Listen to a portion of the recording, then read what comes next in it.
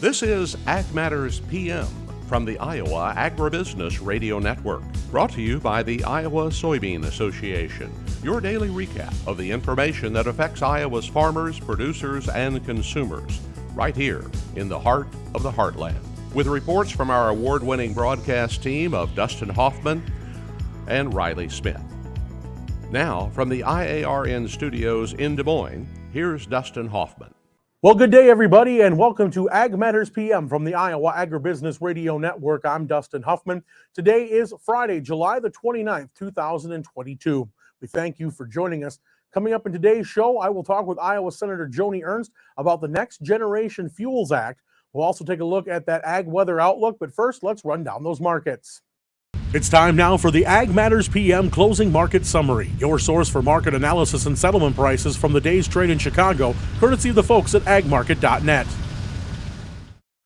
Well, we're at the end of a trading week here on a Friday, and we're turning to Jim McCormick of agmarket.net to give us a rundown on what happened. Jim, what did we see today on this Friday? One word, volatility, and a lot of it. If you look at the bean market, Dustin, we had extreme move higher in the bean market early in the session, only to break down, give back a good chunk of the rally, only to kind of firm back late in the day. The beans, I think, are running on this heat. There is some extreme heat coming in across the Midwest all the way through next week. We did break down a little bit on the midday model runs, which did cool us down and increase the chance of rain. But that rain coming in is not next week. It's coming in after the weekend after, so almost 10 days out. But then some of the weather guys said, hey, look, you look at that raw data. It's bringing in too much cold weather. Which means you're probably not going to get as much rain as what the models are suggesting, and that kind of allowed the bean market to rally late in the day. On the other hand, the wheat market was under pressure most of the session. I think a lot of that has to do with, the spring wheat tour yields were good, but more importantly, Zelensky out of the Ukraine was some Ukrainian ports today saying they are ready to ship wheat out to the world. They're just waiting on the UN to kind of finalize all the dotting the I's, crossing the T's on this deal that was cut about a week ago. So that seemed to pressure the wheat. And then corn pretty much was kind of caught in the middle between following the beans up on the heat and following the wheat down on the exports. Yeah, I saw your map you released yesterday with the temperatures on it, and I didn't like what it had to say about Iowa in there. Nothing like having to go in the pressure cooker, but if it cools down before the state fair and rains a little, that'd be nice too. There's no doubt about it. The raw data is extremely high. But, I think what we're really watching also, Dustin, is not just the daytime highs, but the nighttime highs. I think they were showing central Iowa was going to have highs this week, midweek, 100, 105 degree highs, but lows in the 80s. And I think any agronomist, any producer knows out there, when you're not letting that plant cool down, you're not getting that temperatures down into the 70s or low 70s, it really puts that crop under a lot of stress. And, that's what the market's looking at. And a lot of people are asking, well, why are beans moving up more than the corn? And that has to do with the balance sheet, in my opinion. If we lose a bushel and a half, 2 bushels of corn, and drop this national corn yield down to 175, 174, it'll drop that carryout closer, maybe a 1.2, 1.3, tightening, but not a problem. On the other hand, if you drop that bean yield by a bushel and a half, Dustin, off the national yield, you're essentially a 50 bushel yield, your carryout would fall to 100 million without any demand adjustments. So that is why the bean market's reacting a little bit more violently to the hot weather forecast than the corn. All right. And then obviously, with livestock things, Jim, usually when the markets are higher for corn, you see the markets go down for cattle and hogs. Is that the case we had today again? Overall, it's just kind of a choppy market. The hog market continues to run on strength right now. The pork cutout keeps going up. The packer margins are there, so the market continues to push higher. Cattle market overall, it's kind of a weird situation. The deferred cattle market contracts, I think you got to be a little bit friendly due to the overall tightening supply at the end of the year going into next year. But the near term, the cattle market does look like it could be a little bit oversupplied due to liquidation of herds due to this extreme heat. So we would encourage producers kind of keep an eye on cattle, maybe try to get some puts under their cattle as a floor on, because the macro picture definitely was not good this week. Inflation is still raging. The Fed's raising interest rates to fight it. And, consumers are still fighting the higher food costs. If there is one bright spot out there on the consumer front, we are seeing a break in the price of gasoline, and that essentially has dropped essentially equivalent to about $1 billion more in the consumer's pocket right now than what there was when they were paying for these higher gas prices. So we are getting a little bit of reprieve on the gas side of the equation. But overall, we are hearing a lot of people talk about moving to cheaper cuts in the beef. So something we need to be a little bit concerned about.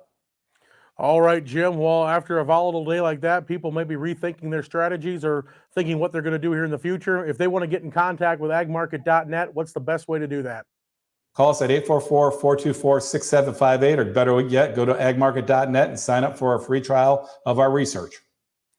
All right, thanks, Jim. We appreciate the insight, and we'll talk to you again next week. Thank you, and have a good weekend. And that again was Jim McCormick of agmarket.net here on your Ag Market Recap. Let's go ahead and take a look at the closing numbers courtesy of the folks at Bar Chart. September corn closed up 1 1/4 at 6.16 1/4. December up a penny at 6.20 even. August beans up 27 3/4 at 16.37 even. November new crop up 28 cents at 14.68 1/2. Soy meal was down 70 cents at 442.40 per ton. Soy oil $2.50 higher at 66.50. Chicago wheat down 9 1/2 at 8.25 3/4. Minneapolis down 21 3/4 at 9.18 1/2. Kansas wheat down 15 at 8.81 1/2. December oats up a nickel at 4.43. October live cattle were 40 cents higher at 142.22. August feeders $1.15 higher at 178.57. August lean hogs up $1.52 at 120.65. August cutouts $1.52 higher as well, 126.07. Class 3 milk for July 2 cents lower at 22.52. And that's been your Ag Market Recap. We're going to take a short break and hear from our sponsor, the Iowa Soybean Association and the Soy Checkoff. When we come back, I sit down with Iowa Senator Joni Ernst. This is Ag Matters PM. Iowa Soybean Association is driven to deliver for Iowa's 40,000 soybean farmers. We're proud to provide objective agronomic research, a helping hand with soil and water stewardship, and timely industry news powered by the Soybean Checkoff. Learn more at iasoybeans.com.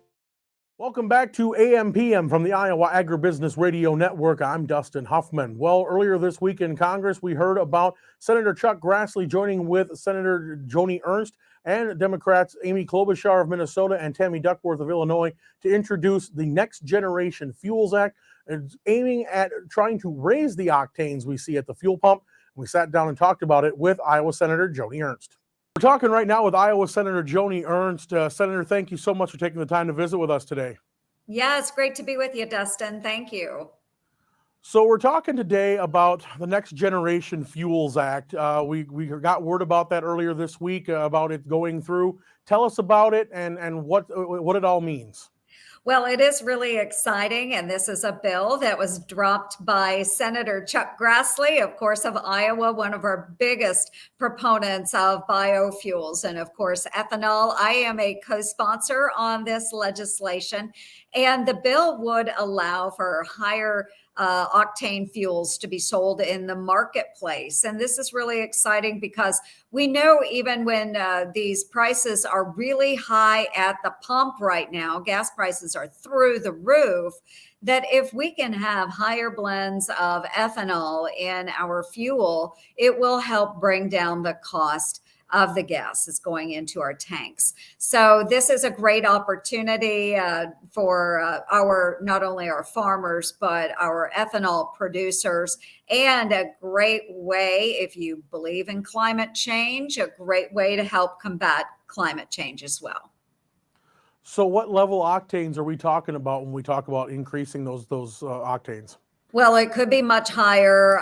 So we'll have to go through the rule process. And of course, this is going to be a challenge with our EPA. We know that we always struggle when we have new ideas going through that, but it is okay. It will allow higher blends to be sold. And we're just really excited about that opportunity. So, we'll see. It'll be phased in, obviously, over time, perhaps up to 95. So it's exciting to see this. I'm excited about it. I know that our ethanol producers are really excited about it. We're getting a lot of feedback, and we think this is a great thing. Of course, so we all know when it comes to anything with ethanol policy, Big Oil is going to have something to say about it. And I know a lot of the representatives from their areas are going to have things to say about it, too. I'm sure they've already been voicing their concerns. Have you heard anything from them? Yeah, obviously, this is an issue that we go through. It doesn't matter what type of renewable fuel activity we're engaging in. The big oil folks are always, coming after those of us that are big corn folks. But the realization that is out there, and even with our big oil folks, is that we've got to work together if we are going to continue to have the internal combustion engine and liquid fuels. We have a big push by the administration right now to go all electric, those electric vehicles, EVs. And we know that right now we don't have a grid to sustain, first point, but we don't have enough renewable energy, even on the other end of that grid, to make it completely clean technology. So this is an area where we can start pulling together as liquid fuels, not necessarily big corn, big oil, but we need to be working together, because otherwise we'll have an administration that just simply stops the internal combustion engine. And we're talking again with ethanol and stuff too. I mean, it's not a mandate that this is what people have to use, correct? It's just a matter of offering another choice. Yeah, exactly. And again, it's phased in over time to get to those higher levels of octane and ethanol blended within the fuel. But it's the reasonable thing to do to offer another choice. So this is about choice at the pump. And it's good that we're able to do that. We're not mandating it. We're just offering it. $2.38 E85 sure felt better than $4 regular. Yes, absolutely. And every time I'm filling up too, I've got a pretty sizable SUV that I fill up, and I love that we're able to use the higher blends with ethanol, because it does drive the costs down. And this is really important for our Iowa families right now. Not only do we have an ethanol industry that's providing jobs for those workers that are producing the ethanol, but we're also providing an income stream for our farmers. And so it's a really great opportunity to support more and higher levels of ethanol in our fuel system. And for everyday consumer, for those that are making that choice to put homegrown fuels into their tanks, it's also bringing down the cost of that tank of gas. That again was Iowa Senator Joni Ernst here on Ag Matters PM. Now let's run down that weather outlook. Well, it was kind of a carbon copy of yesterday's weather, as we saw, about low 80s here in the central part of the state. A few places got a little warmer. Some places were a little cooler. But, of course, we know that heat wave is coming. And as we talked with Jim McCormick of agmarket.net, hopefully we're going to get through the weekend first. So let's take a look at what the next 24 hours have in store from the National Weather Service. Well, as I mentioned just before, we saw pretty much a carbon copy of yesterday. Variably cloudy skies, a lot more sun than clouds, but we saw highs in the upper 70s to the low 80s.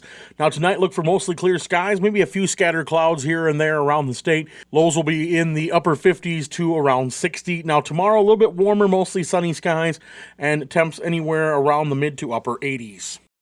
Taking a look at the affiliate weather map, we see Cherokee will be sunny tomorrow and 86, Des Moines sunny and 88, Shenandoah, Albia, and Waterloo all sunny skies and 85 degrees, and we'll see Clinton over there being sunny and 84. So again, pretty much a straightforward forecast for the whole state. For more detailed forecasts in your area, tune to your Iowa Agribusiness Radio Network affiliates. That's 3,